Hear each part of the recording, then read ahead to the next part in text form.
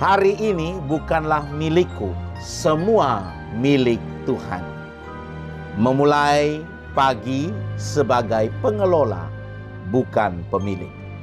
Mazmur pasal 24 ayat 1.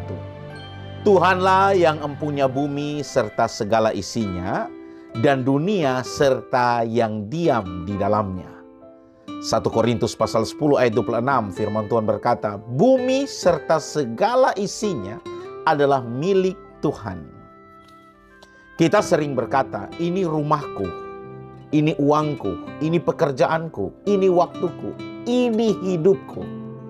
Tetapi pernahkah kita berpikir dan berhenti serta bertanya, bagaimana kalau sebenarnya semua yang kita sebut milikku hanyalah sesuatu yang sedang Tuhan percayakan atau Tuhan titipkan? Gambarannya seperti Bapak Ibu Saudara bisa membayangkan seseorang menitip suatu rumah yang indah kepada kita. Kuncinya ada di tangan kita. Kita boleh tinggal, memakai, dan menikmati rumah tersebut. Tetapi rumah itu tetap bukan milik kita tentunya. Karena itu, kamu harus menjaganya dengan baik. Sebab suatu hari, kamu harus mempertanggungjawabkan kepada pemiliknya. Bapak Ibu Saudara dikasihi dan diberkati oleh Tuhan. Begitulah gambaran kehidupan kita di dunia hari ini. Kita bekerja keras, lalu perlahan kita merasa semuanya adalah hasil kerja keras kita sendiri.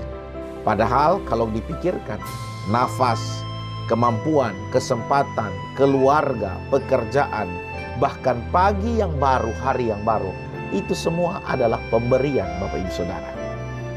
Oleh sebab itu pemazmur dalam Mazmur 24 ayat 1 berkata, Tuhanlah yang empunya bumi serta segala isinya.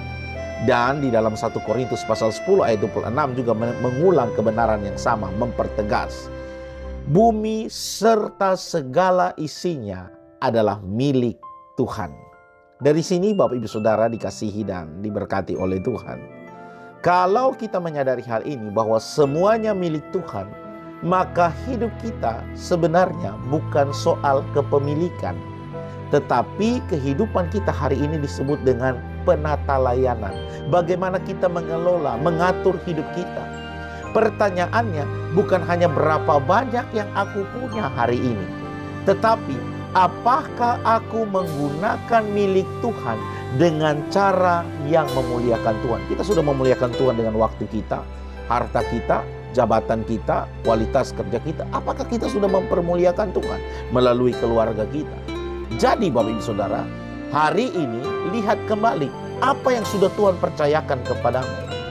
Waktu yang Tuhan berikan, gunakanlah waktu dengan bijaksana.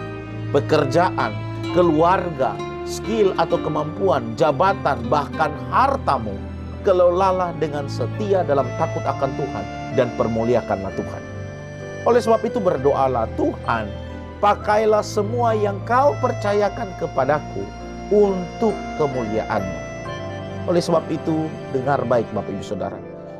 Ketika kita sadar bahwa semua yang kita miliki, kita punya adalah milik Tuhan, kita hanya penata layan, kita hanya pengelola, kita akan berhenti hidup sebagai pemilik yang menggenggam Bapak Ibu Saudara. Dan kita mulai hidup sebagai pengelola yang bersyukur dan akan tetap setia mengelola apa yang dipercayakan.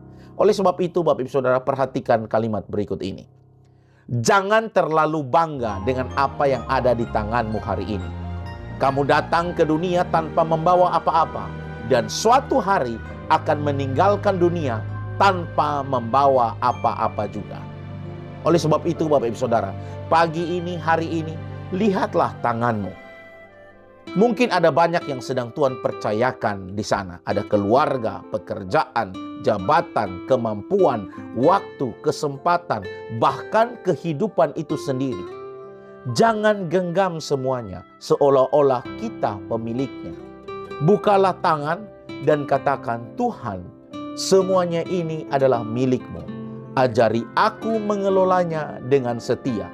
Sebab pada akhirnya Hidup yang berhasil bukan hidup yang memiliki paling banyak, tetapi hidup yang setia mengelola apa yang dipercaya oleh Sang Pemilik untuk setiap kita mengelolanya. Karena itu kelolalah di dalam takut akan Tuhan, dan biarlah kita mengelola, dan hasil akhirnya nama Tuhan dipuji dan dipermuliakan. Kiranya renungan ini boleh memberkati kita terus mengandalkan Tuhan. Tuhan Yesus memberkati. Shalom.